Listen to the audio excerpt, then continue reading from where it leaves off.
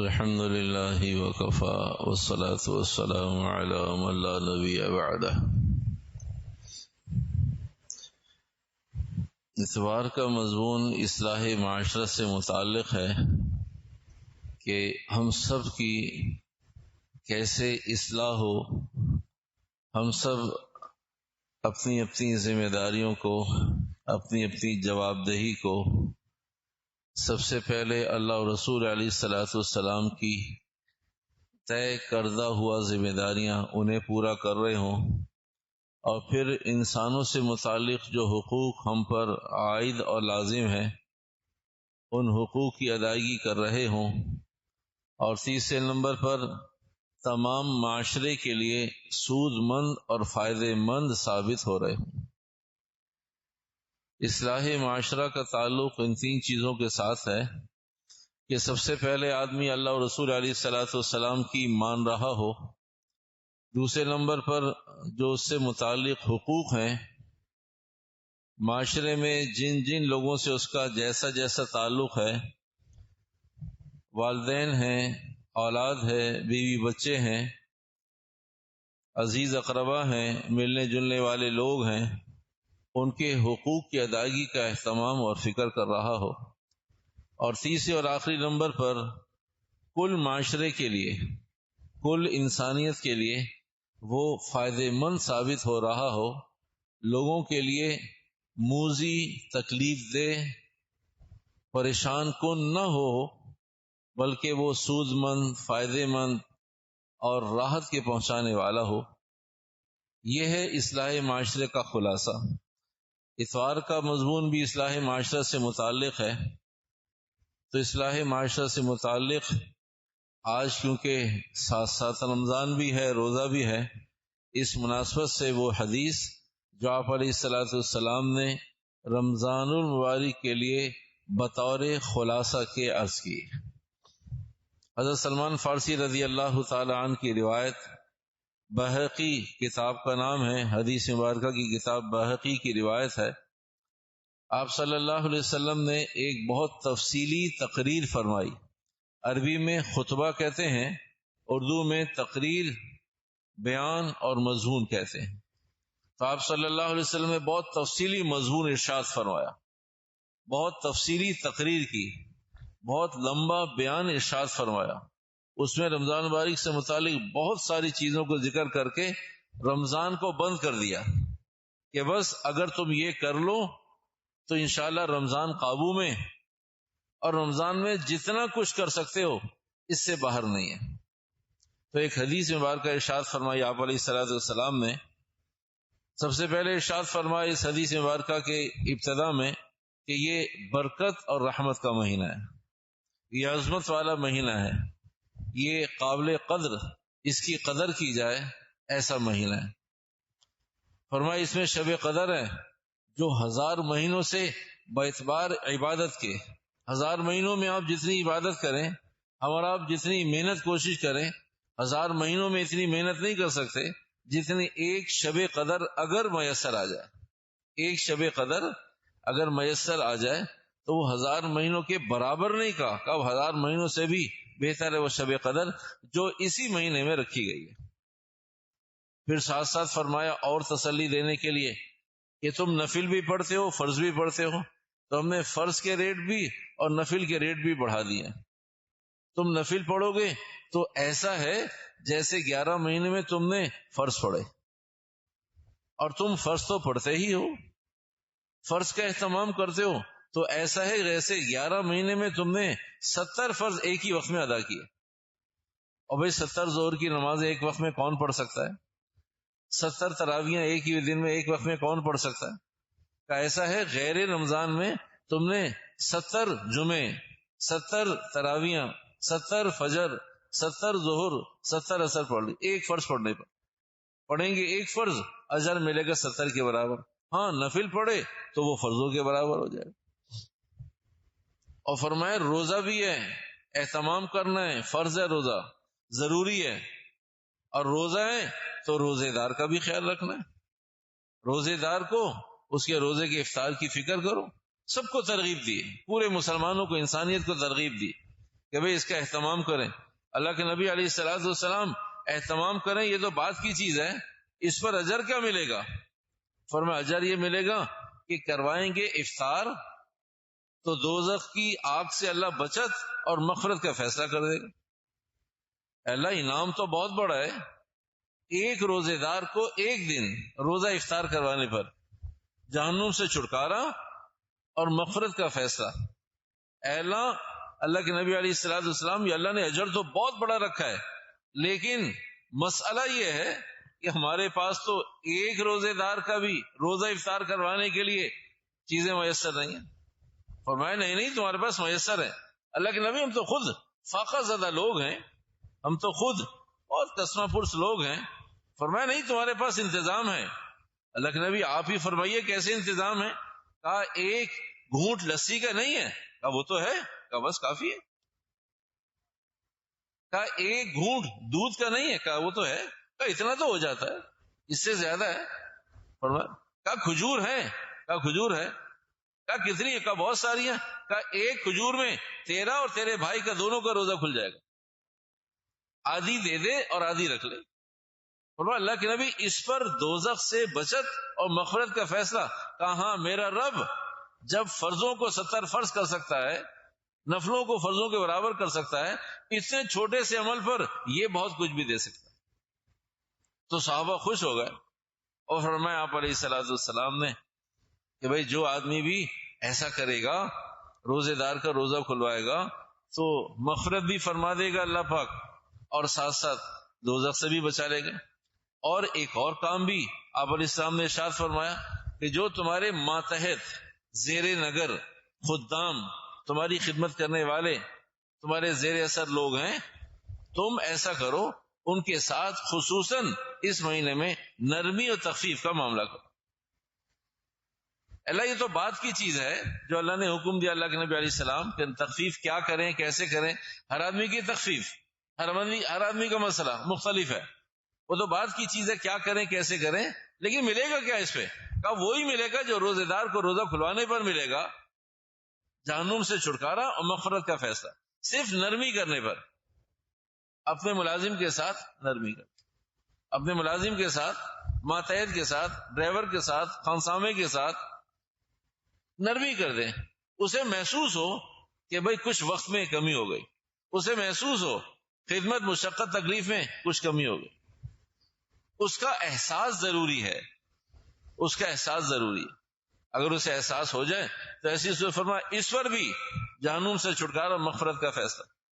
پھر آپ علیہ الصلوۃ والسلام نے ایک اور بات ارشاد فرمائی کہ بھئی اس کا پہلے 10 دن، پہلا حصہ 3 حصے ہیں رمضان المبارک کے. پہلا حصہ رحمت، پھر مغفرت، اور پھر تیسرے آخری 10 دن وہ دوزخ سے بچاؤ. ضمناً ایک بات عرض کرتے ہیں اس مضمون سے متعلق. ایک سوال ہے. آپ صلی اللہ علیہ وسلم نے ارشاد فرمایا، آپ صلی اللہ علیہ وسلم نے ارشاد فرمایا کہ پہلے 10 دن پہلا عشرہ رحمت، دوسرا عشرہ مغفرت، تیسرا عشرہ دوزخ سے بچت، آگ سے محفوظ. تو سوال یہ ہے اگر پہلے عشرے میں کوئی آدمی دعا کرے کہ اللہ مجھے جہنم سے بچا لے تو کیا دعا قبول نہیں ہوگی؟ اچھا پہلے عشرے میں دوسرے عشرے کو مانگنے لگے اے اللہ مغفرت، تو کیا دوسرے عشرے کی دعا قبول نہیں ہوگی پہلے عشرے میں؟ قربان جائیے کیسی نفیس بات فرمائی محمد صلی اللہ علیہ وسلم نے. آپ صلی اللہ علیہ وسلم کیسی نفیس اور کیسی سلیقے کی بات ارشاد فرمائی کہ آدمی پہلے 10 دن تو اتنی جان مارے کہ اللہ یہ تو ہے مغفرت، اس پہ تو نے مغفرت دینی ہے، رحمت دینی ہے، تو میں کیوں نہ پہلے 10 دن کو ہی تینوں عشروں کے لیے دعا کے لیے خاص کروں. تو کوئی آدمی آخر میں رحمت مانگے اسے بھی ملے گی، شروع میں دوزخ سے عذاب اور محفوظ حفاظت مانگے تب بھی ملے گی. لیکن اللہ کے نبی علیہ السلام نے کیسی مزیدار اور کیسی سمجھ میں آنے والی بات ارشاد فرمائی، اس لیے کہ نبی کی ہر بات حکمت سے پر ہوتی ہے. ایسی حکمت ہے کہ جتنا کھولیں گے اتنی خوشبو، اتنی اچھائی، اتنی بھلائی، اتنی نیکیاں، اتنے اعمال، اتنا اللہ کا قرب، اتنا پیارے نبی علیہ السلام کی اطاعت اور محبت اس میں کھلتی چلی جائے گی۔ یہ ایسی گریں ہیں کہ ہر گرہ میں کوئی خوشبو موجود ہے، ہر گرہ میں کوئی حکمت موجود ہے۔ تو فرمایا 3 حصوں کو علیحدہ کیا تاکہ تم تینوں حصوں کو مانگنا چاہو ایک ساتھ مانگو، علیحدہ علیحدہ محنت کرنا چاہو علیحدہ محنت کرو۔ تم رحمت کے لیے جان توڑ کوشش کرو، چلو بھئی آج تو 1 عشرہ پورا ہو گیا، اب مغفرت کی دعائیں شروع کر لو۔ اور ایک اور حدیث مبارکہ میں آتا ہے کہ افطار کے وقت ایک دعا ضرور قبول ہوتی ہے۔ یہ تو 3 عشروں کا کام جو ہے یہ تو 3 دنوں میں ہی کام ہو جائے، 3 افطار میں ہی کام ہو جائے۔ پہلے افطار میں اللہ سے دعا، اللہ رحمت چاہیے رحمت دے لو، مغفرت چاہیے مغفرت دے لو۔ تیسرا روزہ، اللہ آگ سے بچاؤ چاہیے، قصہ ختم۔ اللہ کے نبی نے فرمایا 3 دن اور 3 دعائیں، روزانہ ایک دعا قبول ہوتی۔ ان سارے اعمال کو ذکر کیا، اور ایک جو ان سارے اعمال کی ریڑھ کی ہڈی ہے، ان سارے اعمال میں جو جان ہے، ان سارے اعمال کی جو روح ہے، ان سارے اعمال کا جو حسن ہے، وہ ارشاد فرمایا اس پوری حدیث مبارکہ میں، اس پوری حدیث مبارکہ میں جو بات اخص الخاص VVIP بات ارشاد فرمائی، وہ فرمایا کہ یہ مہینہ بولیں یہ مہینہ، ہاں ذرا زور سے بولیں، یہ مہینہ صبر کا ہے، یہ مہینہ صبر کا ہے، یہ مہینہ رکنے کا ہے، تحمل کا ہے، صبر کا ہے، برداشت کا ہے، درگزر کا ہے، کوئی بات نہیں، یہ بھی یہاں بھی سب کوئی بات نہیں۔ اور فرمایا صبر اللہ میں یہ تو بہت مشکل کام ہے، صبر کیسے؟ صبر بہت مشکل کام ہے، اللہ میں ملے گا کیا؟ یہ انسان حریص اور لالچی ہے۔ حریص علیکم بالمؤمنین رؤوف الرحیم، اللہ نے خود فرمایا میرا نبی حریص ہے، اللہ اسے بھی جنت میں ڈالیں، اسے بھی دوزخ سے بچائیں، اسے بھی پریشانیوں سے بچائیں، اسے بھی بیماریوں سے بچائیں، اسے بھی عزت دیں، اسے بھی راحت دیں، اس کو بھی اولاد دیں، اس کو بھی حکومت دیں، اسے بھی طاقت دیں۔ رب سے نبی ایک ایک کے بارے میں اللہ اس کو یہ دے دیں، یہ دے دے، وَلَسَوْفَ يُعْطِيكَ رَبُّكَ فَتَرْضَىٰ الم یجدک یتیما فآویٰ، نبی سے خود کہا کہ آپ کو ہم نے یتیم پیدا کیا اور پھر ہم نے آپ کو بہت کچھ عطا فرمایا۔ اور اللہ کے نبی علیہ السلام فرما رہے ہیں اللہ میں نے تو تکلیفوں کے ساتھ وقت گزارا، میں نہیں چاہتا میری امت تکلیفوں کے ساتھ وقت گزارے۔ جیسے ماں باپ کہتے ہیں ہم نے تو بہت تکلیفوں سے وقت گزارا، اللہ ہمارے بچوں کو راحت اور سکھی بنا۔ وَلَسَوْفَ يُعْطِيكَ رَبُّكَ فَتَرْضَىٰ، تو اللہ کے نبی کو بھی اللہ نے حریص کہا کہ بہت حرص رکھتے ہیں کہ سب کو جنت میں ڈالے، سب کے لیے آسانی کرے، سب کے لیے اچھائی کرے، سب کا رزق بڑھا دیں اور سب کے لیے عافیت کا معاملہ کرے۔ تو اللہ کے نبی علیہ الصلوۃ والسلام سے صحابہ نے پوچھا اللہ کے نبی صبر تو بہت مشکل ہے، ملے گا کیا؟ فرمایا اس پر جنت دے دیں گے، صبر پر جنت دے دیں گے۔ بھائی ہماری آپ کی آخری منزل تو جنت ہی ہے نا، بھائی جو کچھ آدمی ٹکرے مار رہا ہے، کوشش کر رہا ہے، امید تو ہے نا، امید پر دنیا قائم ہے، ایک حرص اور لالچ تو ہے کہ اللہ پاک یہاں کی تکلیفوں کا بدلہ بہت اچھا وہاں دے دے گا، یہاں کی بیماریاں وہاں صحت دے دے گا، یہاں ذلت پریشانی وہاں عزت دے دے گا، یہاں قسمہ پرسی وہاں راحت دے دے گا، یہاں ہاتھ تنگ ہے وہاں ثروت دے دے گا، یہاں کچھ نہیں ہے وہاں سب کچھ دے دے گا۔ ایک امید ہے نا، اس امید پر بھاگ دوڑ کر رہے سب کو، ہر مسلمان کر رہا ہے۔ تو فرمایا یہ پورا کا پورا مہینہ یہ صبر کا مہینہ ہے، اور صبر اس کے بدلے میں اللہ جنت دے گا اور کچھ نہیں۔ صبر یہ مہینہ صبر کا، برداشت کرنے کا۔ تو بھائی مضمون حدیث مبارکہ آپ نے 50 دفعہ سنی ہے، اور پتہ نہیں کتنی دفعہ آپ نے لوگوں کو بھی سنائی ہوگی۔ حدیث کا مضمون، یہ حدیث سمجھانا بتانا مقصود نہیں تھا، لیکن بغیر بتائے اگلا مضمون نہیں سمجھ میں آ رہا تھا۔ تو اس لیے حدیث مبارکہ حضرت سلمان فارسی رضی اللہ تعالیٰ سے متعلق جو آپ نے پہلے بہت دفعہ سنی ہے، اسے ذکر اس لیے کیا کہ اگلا مضمون سمجھ میں آ جائے۔ تو اس پوری حدیث کا خلاصہ، جان، روح، وہ ہے صبر۔ نماز بھی، روزہ بھی، تنگی بھی، پریشانی بھی، رزق میں وسعت بھی، نمازیں بھی، تراویح بھی، روزہ بھی، سب کچھ اگر صبر نہیں ہے تو کچھ نہیں ہے، اگر صبر ہے تو سب کچھ ہے، اگر تحمل ہے، برداشت ہے تو سب کچھ ہے۔ کہاں کہاں کرنے ہیں، کوشش کرتے ہیں معمول کے وقت میں انشاءاللہ، کیونکہ یہ رمضان کا بھی اور پھر یہ مضمون بھی تھوڑا سا تفصیلی ہے، تو کوشش کریں گے معمول کے وقت میں اسے سمیٹ لیں۔ کہاں کہاں صبر کرنا ہے، کیسے کیسے صبر کرنا ہے، کہاں کہاں صبر کرنا ہے، کیسے کیسے صبر کرنا ہے، وہ بھی آ جاتا ہے۔ تو پہلی بات تو یہ کہ یہ صبر اصل ہے، صبر جان ہے، صبر روح ہے۔ اگر اس مہینے میں صبر کیا تو پھر مہینہ ہمارے آپ کے قابو میں ہے، اور اگر صبر نہیں کیا تو رمضان آیا اور بے قابو ہو کر چلا گیا۔ رمضان کو قابو کرنا بھی اور رمضان کی قبولیت بھی صبر کے ساتھ، صبر کے ساتھ، صبر کے ساتھ۔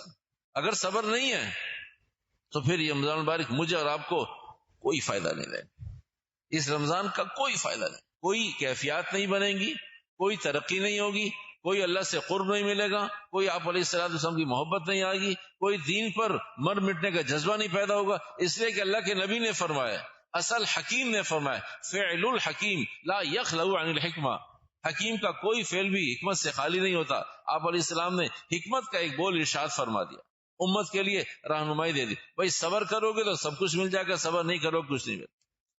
تو یہ مہینہ صبر کا ہے اور صبر کا بدلہ جنت ہے۔ تو بھائی مضمون کی ابتدا یہاں سے ہے، یہ سارا مضمون بیک اپ کے لیے تھا تاکہ اگلی بات سمجھ میں آ جائے۔ تو بھائی سوال یہ ہے کہ صبر اگر آتا ہے تو اپلائی کیجئے، اور نہیں آتا تو وہ کم از کم سیکھنا شروع کرے۔ پہلی بات، دو باتوں میں سے پہلی بات، صبر اگر آتا ہے تو اپلائی کیجئے ہر چیز میں۔ ابھی مثلا اس رمضان میں دن میں پتہ نہیں کتنی مرتبہ پتہ چلے گا کہ بھئی صبر نہیں آتا، صبر نہیں ہے، سیکھا ہی نہیں ہے۔ تو پہلی بات، اگر آتا ہے سیکھا ہے تو اپلائی کیجئے، اور اگر نہیں آتا تو بھئی کم از کم رمضان میں ابتدا تو کریں، شروع تو کریں۔ اور دوسری بات یہ کہ دنیا میں کون سا کام ایسا ہے جو بغیر سیکھے آ جاتا ہے؟ کیونکہ ہم نے صبر کو سیکھا ہی نہیں، اسے نہیں آتا۔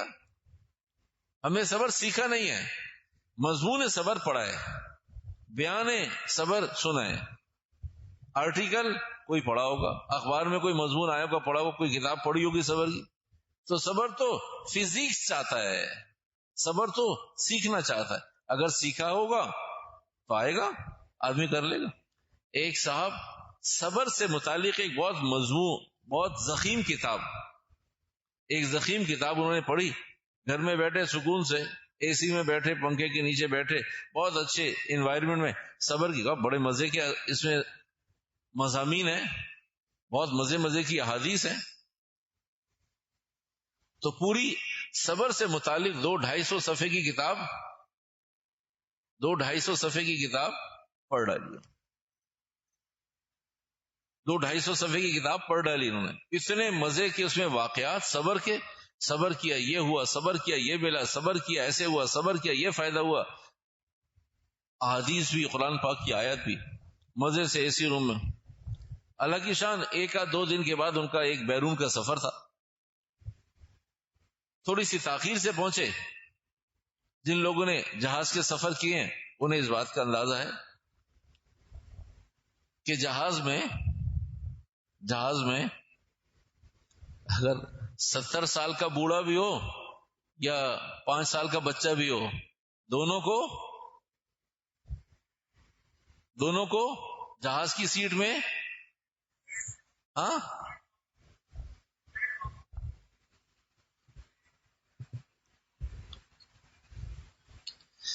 جہاز کی سیٹ میں 70 سال کا بوڑھا بوڑھی ہو یا 5 اور 6 سال کا بچہ ہو، دونوں کو ونڈو چاہیے ہوتی ہے جہاں سے نیچے نظر آئے۔ اگر ایک آدمی کہتا ہے نا کہ ہفتے میں 6 سفر کرتا ہوں، تب بھی وہ کہتا ہے کاؤنٹر پہ جا کر، سر، مس اور میم، وہ زمین سے لگ جاتا ہے۔ کیوں؟ کہ اس وقت تو ونڈو چاہیے۔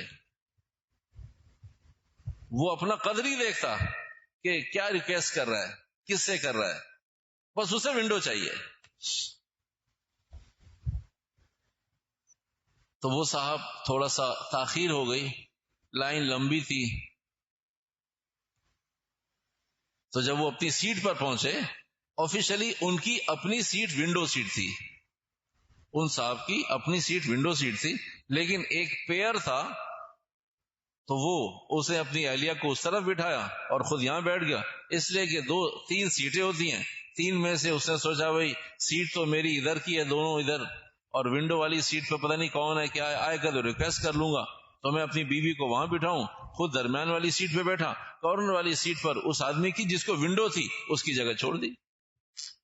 تو جب وہ صاحب آئے انہوں نے دیکھا، چیک کیا، تو اللہ کی شان، جب آدمی جہاز میں گھستا ہے تو وہاں بھی ایک اللہ کی بندی بتاتی، ہاں جی سیٹ یہ، اچھا آپ وہاں چلے جائیں، یہاں چلے جائیں، اس نے بھی اور مہر لگا دی کہ ونڈو والی سیٹ آپ کی ہے، اس لیے کہ یہی وہی بہت کافی تھی کہ آفیشلی سیٹ بھی ونڈو کی، اور پھر بتانے والی نے، عملے نے بھی بتا دیا، اور آنے کے بعد دیکھا تو یہ بڑا مسئلہ خراب ہے کہ ونڈو سیٹ میری ہے، کہا یہ سوری میری سیٹ ہے، اس نے کہا آپ کی مہربانی یہاں بیٹھ جائیے، میرے ساتھ فیملی ہے۔ تو انہیں فوراً اصول یاد آ گیا، ابھی اصول ہے، بس ضابطہ ہے بھائی میرے نام کی سیٹ ہے، آپ کی مہربانی آپ ادھر آ جائیں۔ اس نے کہا بھائی میں آپ سے ریکویسٹ کر رہا ہوں، اگر آپ کی بچی، آپ کی بہن، آپ کی بیٹی ہوتی، بہت دھیمے انداز میں، بہت سلی، اس لیے کہ پڑھے آپ ہم سب کو معلوم ہے کہ بھائی وہ کون سی کلاس ہوتی ہے جہاز میں سفر کرنے والی، عام طور سے جہازوں میں سفر کرنے والے معاشرے کے سنجیدہ، سمجھدار، پڑھے لکھے اور مالدار لوگ ہوا کرتے ہیں، اور اگر آپ کو ساری چیزوں کا اس کا کسی موقع پہ جائزہ لینا ہو کہ بھئی مجمع کتنا سمجھدار ہے، مجمع کتنا پڑھا لکھا ہے، مجمع کتنا کوالیفائی کرنے والا مجمع ہے، کتنا روز بروز جہازوں میں سفر کرنے والا ہے، جنہیں ساری زندگی میں کبھی یاد نہ ہو کہ انہوں نے کبھی ریل گاڑی میں سفر کیا ہو، ایسا مجمع جب اناؤنس ہوتا ہے کہ آپ اپنی سیٹوں پر بیٹھے رہیے، آپ کی مہربانی، ہم آپ کو اطلاع کریں کب اترنا ہے، تو ہر آدمی اپنا بیگ لے کر کوریڈور میں کھڑا ہوتا، ارے بھائی بیٹھ جائیے، کہ نہیں یہاں کھڑا ہوں گا۔ اتنا سمجھدار مجمع، پڑھا لکھا مجمع، وہ پتہ نہیں اس وقت سیٹ میں کیا چیز نکل آتی ہے، سیٹ پہ کیا ہو جاتا ہے، وہ آدمی گھنٹے، 2 گھنٹے، 5 گھنٹے، 16 گھنٹے کی فلائٹ سفر کر کے آ رہا ہوتا ہے، ادھر آدمی کے بس میں نہیں ہے، ورنہ رن وے پر جہاز اترے، دروازہ کھلے اور باہر نکلے، اس کے بس میں نہیں، جیسے مقتدیوں کے بس میں نہیں ہوتا نا کہ ایک سلام پھیرے، اگر اجازت ہو تو آدمی ایک سلام سے پہلے اٹھ کے چلا جائے۔ ویسے میں آپ کو ایک دفعہ پہلے بھی میں نے مسئلہ بتایا، ابھی پھر بتا رہا ہوں، اگر کوئی آدمی سیدھا سلام پھیرے اور الٹے سے پہلے اٹھ کے چلا جائے تو اس کی نماز ہو جائے گی۔ پہلا سلام یہ ضروری ہے، دوسرا سلام بیلنس کرنے کے لیے، شریعت اور دین کا کوئی حکم بھی ایسا نہیں جس میں کوئی بد شکلی ہو، توازن ہے، شریعت میں توازن رکھا، تو سیدھا سلام السلام علیکم یہ واجب ہے، ضروری ہے۔ خروج بالصنع کہتے ہیں اپنے ارادے سے آدمی نماز سے باہر نکلے، اور الٹی طرف کا سلام یہ سنت ہے، اگر کوئی آدمی السلام کرے اور یہیں سے اٹھ کے چلا جائے تو نماز ہو جائے گی۔ لوگوں کو معلوم نہیں ہے معلوم نہیں، ایک سلام کی اگر اجازت دے دی نا، یہاں اجازت ہے، تو پوچھے کہ پہلے والا بھی چھوڑ سکتے ہیں یا نہیں، اس لیے کہ قوم کو تو آپ گنجائش کی گاف بتائیے، شین تک خود پہنچ جاتی ہے قوم، جتنا بتائیے، یہ مارکیٹنگ ہے، آپ 1 روپے کی چیز 50 پیسے میں دیجئے، پھر بھی وہ کہتا ہے کچھ اور محبت پیار کی کوئی گفتگو ہو جائے، فطرت ہے، فطرت، کسی پہ یقین نہ کریں، کسی پہ اعتماد نہ کریں، کسی کو مسلمان نہ سمجھیں، ہر آدمی کو چور کی نگاہ سے دیکھیں، ہر آدمی کو دھوکہ دہی کی بنیاد پہ سمجھیں، پھر بھی آدمی دیکھتا ہے بھائی مجھے معلوم ہے یہ چیز مارکیٹ میں اتنے کی ہے، ایک شریف آدمی ہے، اتنے کم پروفٹ پہ دے رہا ہے، پھر بھی آدمی ٹھوک بجاتا ہے، تو یہ آدمی کے اندر کے گندا ہونے کی علامت ہے، یہ شریعت کہتی ہے، میں نہیں کہہ رہا، یہ آدمی کے میلا ہونے کی علامت ہے، تو اسے مسلمان کی قدر نہیں ہے، اسے ریٹ کی قدر ہے کہ بھائی یہ خود دے رہا ہے، پتہ نہیں چوری کا ہے کیا ہے، جب یہ خود ہی دے ریٹ اور نیچا، خیر، تو انہوں نے کہا میری سیٹ دے دیجیے، آپ کی مہربانی ہے، ونڈو سیٹ، انہوں نے کہا بھائی آپ کی مہربانی، آپ مہربانی کرو، دیکھو فیملی ہے، بتاؤ میں اسے اس کنارے پہ بٹھاتا ہوں۔ پھر اس نے ایک لاجیکلی ایک بات کی، اس آدمی نے جس نے ریکویسٹ کر رہا تھا کہ بھائی اب میری فیملی ہے، بیٹھنے دو، آپ کی مہربانی، اس نے کہا دیکھو اگر میں اپنی مسز کو یہاں کونے والی سیٹ پہ بٹھاؤں تو جہاز کی دونوں سیٹوں کے درمیان میں بہت تھوڑا سا راستہ ہوتا ہے، اس میں اگر کوئی چلتا ہے یا یہ کہ ٹرالی آتی ہے کھانے کی تو بڑی پریشانی ہو جاتی ہے، کہ یہ فیملی ہے، ہر آدمی ٹکرا کے جائے گا، تو ہر آدمی کا ذوق نہیں ہوتا، ہر عورت کو اس کے احساس نہیں ہوتا. بیٹھتی ہیں کارنر پہ، لیڈیز بھی بیٹھتی ہیں، مزے سے بیٹھتی ہیں، اور ادھر کی سیٹ ہوتی ہے تو ادھر بیٹھتی ہیں. ہر ذوق کا آدمی ہے. اور کچھ مسورات ہوتی ہیں تو ریکویسٹ کرتی ہیں ایئر ہوسٹس سے بھی کہ بھئی مجھے بردان کی سیٹ، کونے کی سیٹ دے دو، یہاں سے ہر آدمی مرد آنے جانے والا ٹکرائے گا مجھ سے. تو اس نے کہا دیکھو اگر میں اپنی اہلیہ کو یہاں بٹھاتا ہوں تو یہ ہر آدمی آنے والے ٹکرائے گا، اور آپ مرد ہیں تو کوئی حرج نہیں. اگر میں وہاں بیٹھوں گا تو آپ میری اہلیہ کے ساتھ بیٹھے ہوں گے اور میں کونے بیٹھوں گا. تو ساری چیزوں میں کہیں ایڈجسٹمنٹ نہیں ہو رہی، آپ کی مہربانی. اللہ کی شان، انہیں غصہ آ گیا اور آوازیں اونچی نیچی ہو گئیں. خیر لوگوں نے بھی کہا کہ آپ کے پاس رائٹس ہیں، اگر آپ بیٹھنا چاہیں تو بیٹھ جائیں، لیکن اگر آپ کہیں گے تو ہم اٹھائیں گے، ضرور اٹھائیں گے. عملے نے بھی کہا اگر آپ اس پہ جم جائیں تو بہرحال لوگوں نے اسے کہا دیکھو بھائی کسی پر بھی وقت آ سکتا ہے، فیملی ہے اس کے ساتھ، کوئی عذاب تھوڑی آ جائے گا، تم وہاں بیٹھ جاؤ، ونڈو کی سیٹ نہ ملی کوئی بات نہیں. بہرحال تھوڑی دیر کے بعد ان کی سمجھ میں آ گئی تو وہ بیٹھ گئے.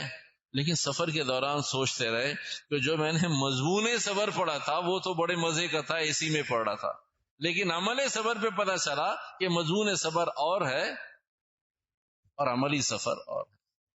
عملی صبر اور ہے.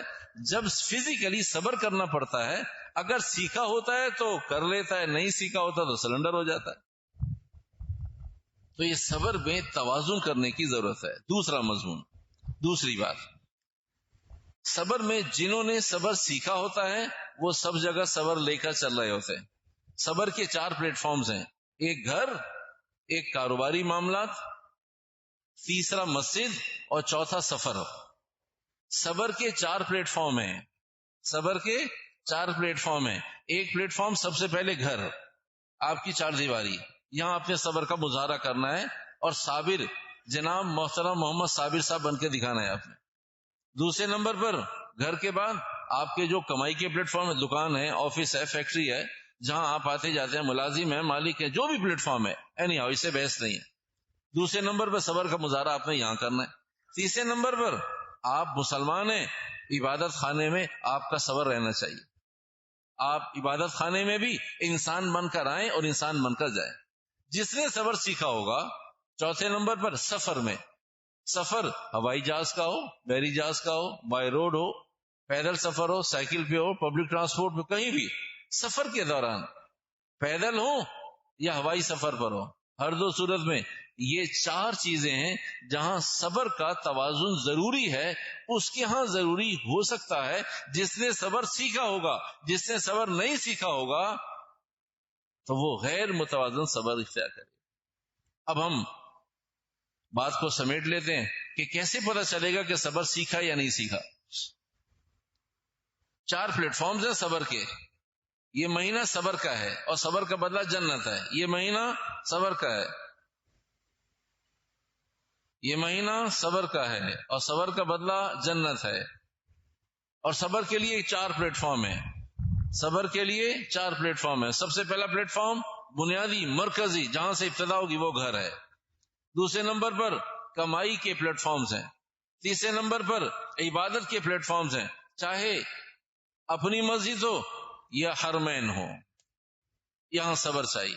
چوتھے نمبر پر سفر، ٹریولنگ، یہاں آدمی کے پاس کتنا صبر. یہ 4 چیزوں میں کیسے پتہ چلے گا؟ کوئی ایسا میٹر ہو، چیک اینڈ بیلنس ہو جس سے پتہ چلے کہ ہم نے صبر سیکھا ہے یا نہیں سیکھا.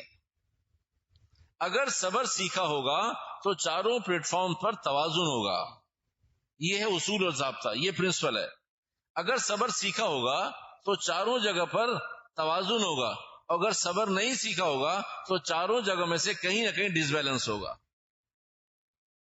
اور آسان کر دیتے ہیں، اتنی جلدی ویسے بات سمجھ میں آتی نہیں ہے کہ ڈس بیلنس کیسے ہوگا اور توازن کیسے ہوگا. توازن کیسے ہوگا اور ڈس بیلنس کیسے ہوگا. اس لیے کہ آپ حضرات تو ماشاءاللہ اتنا سکوت کے عادی ہیں. سکوت کہتے ہیں خاموش رہنے کو. اور میں گمان کرتا ہوں کہ حدیث مبارکہ میں آتا ہے من صمتا نجا، جو خاموش رہا وہ نجات پا گیا. تو شاید آپ کے سامنے یہ حدیث ہو اس لیے آپ بولتے نہیں ہیں. آپ حضرات سوال پوچھنے پہ بھی بولتے نہیں ہیں، شاید اس کی وجہ یہ ہو کہ آپ کے سامنے یہ حدیث ہو من صمتا نجا کما قال علیہ الصلوۃ والسلام. اللہ کے نبی نے فرمایا جو خاموش رہا وہ نجات پا گیا. تو بھائی وہ اللہ کے نبی نے فرمایا کہ اضافی بولنے پر، کام کی بات بولنے پر منع نہیں فرمایا. تو وہ ڈس بیلنس کیسے ہو سکتا ہے اور توازن کیسے ہو سکتا ہے؟ سنیے، ایک آدمی پہلے، فار ایگزامپل، پہلے معاشرے کا اسٹائل، معاشرے کا انداز، وہ انداز یہ ہے، پہلے بات کر رہے ہیں غیر متوازن کی، پھر بات کریں گے توازن و متوازن کی. غیر متوازن یہ کہ گھر میں ایک آدمی بہت غصہ کرتا ہے اور باہر لوگ ڈھونڈتے ہیں کہ اسے کبھی غصہ نہیں آتا، یہ غیر متوازن ہے. اس نے صبر نہیں سیکھا، اسے نہیں معلوم کہ کہاں کتنا صبر کرنا ہے. گھر میں بہت غصے میں اور باہر پتہ نہیں چلتا کہ اسے بھی کبھی غصہ آتا. دوسرے نمبر پر جملہ اچھا نہیں ہے، گھر میں تو وہ سمم بکمن عمین فہم لا یبصرون یعقلون یرجعون. گھر میں تو نہ اس سے کچھ پوچھا جاتا ہے نہ بتایا جاتا ہے، صرف اسے نہ بتایا جاتا ہے نہ پوچھا جاتا ہے، صرف اسے ہنکایا جاتا ہے. ہنکاتے ادھر ہو جاؤ اور ادھر چلے جاؤ، یہ کر لو اور یہ لے آؤ، اور یہ چھوڑاؤ، یہ پوچھ دو، یہ بتا دو، یہ کر لو. اسے ہنکانا کہتے ہیں. نہ پوچھا جاتا ہے نہ بتایا جاتا ہے، صرف ہنکایا جاتا ہے. کچھ گھر میں کوئی غصہ نہیں، حلال ہو حرام ہو، جائز ہو ناجائز ہو، اٹھا پٹک ہو، توڑ پھوڑ ہو، چیخ و بخار، کچھ نہیں. حضرت خاموش ہیں، کوئی اختیار نہیں، اور باہر ان سے بڑا جلاد اور فرعون کوئی نہیں. اس لیے سیکھا نہیں ہے، صبر سیکھا نہیں ہے، اس لیے آتا بھی نہیں ہے کہ کہاں صبر کتنا کرنا ہے. تو گھر میں بہت بڑا اور باہر پتہ ہی نہیں چلتا غصہ کیا ہوتا. اور کبھی گھر میں بالکل ٹھنڈا آدمی اور باہر ایسا غصہ، ہر آدمی سے لڑے، ہر آدمی سے اٹکے، ہر آدمی سے الجھے، ہر آدمی سے اونچی نیچی گفتگو ہو جائے، آوازیں اونچی نیچی ہو جائیں. تیسرے نمبر پر کیا ہے پلیٹ فارم؟ تیسرے نمبر پہ کمائی کے پلیٹ فارمز، کمائی کے پلیٹ. وہاں آدمی گھر میں بہت مناسب آدمی، باہر بہت مناسب آدمی، اور آفس میں فیکٹری میں گھستے ہی، جیسے ہی حضرت گھستے ہیں تو پوری فضا کے اندر ایک نعرہ گونجتا ہے، اعوذ باللہ من الشیطان الرجیم. صاحب آ گئے. اس سے پہلے سارے لوگ مطمئن ہوتے ہیں. اور یہی حال گھروں میں بھی ہوتا ہے. ابا جان گھسے، اعوذ باللہ من الشیطان الرجیم. کہیں گھر کا ماحول ایسا اور کہیں باہر کا ماحول ایسا. تو کمائی کے پلیٹ فارم پر ہر آدمی اذیت میں، تکلیف میں، پریشانی میں، کہ نہ مانے گا نہ دے گا نہ سنے گا. جو بھی کچھ کرنا، جو کچھ ریکوری کر سکتے ہیں، جو کچھ کہانی کر سکتے ہیں وہ کر لیں، اس لیے کہ عزت سے اور حلال سے نہیں آئے گا. عزت اور حلال سے نہیں آئے گا. تیسرے نمبر پر پلیٹ فارمز. تیسرے نمبر پر مسجد. مسجدوں کے اندر آدمی یہ سمجھتا ہے کہ یہ اللہ کا گھر ہے، اس لیے یہاں کوئی ادب کی ضرورت نہیں ہے. یہاں کیونکہ میں خود مختار ہوں، اس لیے جیسے چاہے چیخوں، جانوروں کی طرح چلاؤں، جیسے چاہے شور کروں، جیسے چاہے احکامات نافذ کروں، جو چاہے کروں. آدمی کو یہ تمیز نہیں آتی کہ یہ غصے کی جگہ ہے بھی کہ نہیں، یہ احتجاج کی جگہ ہے بھی کہ نہیں. من دخلہ کان آمنا، اللہ کے نبی اللہ فرماتا ہے یہ امن کی جگہ ہے، یہاں آتے ہی آدمی سکون میں آ جاتا ہے. اور اللہ کی شان میری آپ کی مسجدوں میں، آدمی مسجدوں میں آ کے عذاب میں آ جاتا ہے. من دخلہ کان آمنا. چوتھے سپارے کی آیت ہے کہ جو بھی حرم میں داخل ہو گیا وہ امن میں آ گیا. اس لیے آج تک اور قیامت تک کا اصول ہے، اگر کوئی قاتل بھی مسجد میں داخل ہو جائے گا، حرم میں داخل ہو جائے گا، اسے وہاں قتل نہیں کریں گے، باہر نکالیں گے پھر قتل کریں گے، حدود حرم سے باہر لے جائیں گے اسے. اس لیے کہ من دخلہ کان آمنا، وہ امن کی جگہ ہے. تو کیونکہ ہم نے صبر سیکھا نہیں ہے، اس لیے اب ہماری مسجدیں بھی غیر محفوظ ہو گئی صبر سے. تو مسجدوں میں بھی آپ کو یہ اٹھا پٹک سننے کو ملے گی. اور چوتھی چیز اور آخری چیز، سفر سے متعلق، جہاں بھی سفر میں ہو، جہاں بھی سفر میں ہو، جہاں بھی آپ محسوس کرتے ہو کہیں کوئی دوسرے سے غلطی ہو جائے، آدمی گاڑی سے دیکھیں، عمومی طور سے اللہ نہ کرے کوئی مسائل قابل برداشت نقصان ہو گیا، ہوگا کیا؟ وقت ضائع ہوگا، آوازیں اونچی نیچی ہوں گی، گالی گلوچ ہوگی، دستے گریباں ہوں گے، پولیس والا آئے گا، ٹریفک پولیس آئے گا، تھانے کورٹ کچہری، کیا ہوگا اس سے؟ پھر کیا ہوگا؟ ہونا کچھ نہیں ہے سوائے اس کے کہ آدمی اپنی نیکی اور آخرت خراب کرتا ہے، دوسرے نے نقصان کیا، پریشان کیا، غلطی کی، آپ اپنی گاڑی سے اتریں اور آپ بتا دیں بھائی میں نے تمہیں اللہ کے لیے معاف کیا، جاؤ۔ ایک آپ کو فقہی مسئلہ بتاؤں، پتہ نہیں کبھی بتایا نہیں بتا، روڈ ایکسیڈنٹ کوئی بھی دانستہ نہیں کرتا، روڈ ایکسیڈنٹ دانستہ نہیں ہوتا، غلطی سے ہوتا ہے، غفلت سے ہوتا ہے، کبھی بڑا نقصان ہو جاتا ہے، کبھی چھوٹا نقصان ہوتا ہے۔ تو آپ دیکھیں کیونکہ اسلامی ملک ہے، لیکن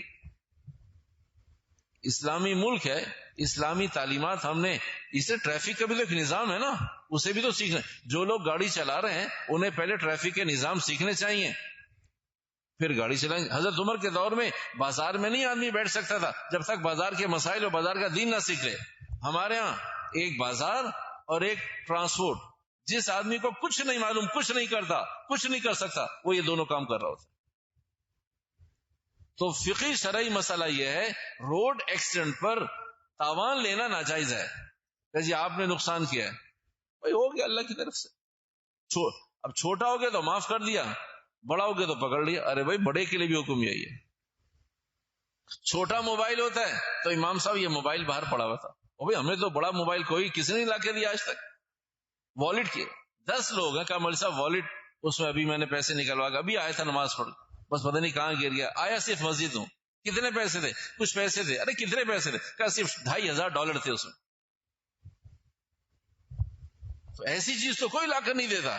ہاں آپ کو یہاں پہ سکے گرے ہوئے، اب تو زمانہ سکوں کا نہیں ہے، کہا یہ مولوی صاحب سکہ ملا کیا کر رہے ہیں؟ کہا ابھی فتویٰ لیتے ہیں پھر بتائیں گے کیا کر رہے ہیں۔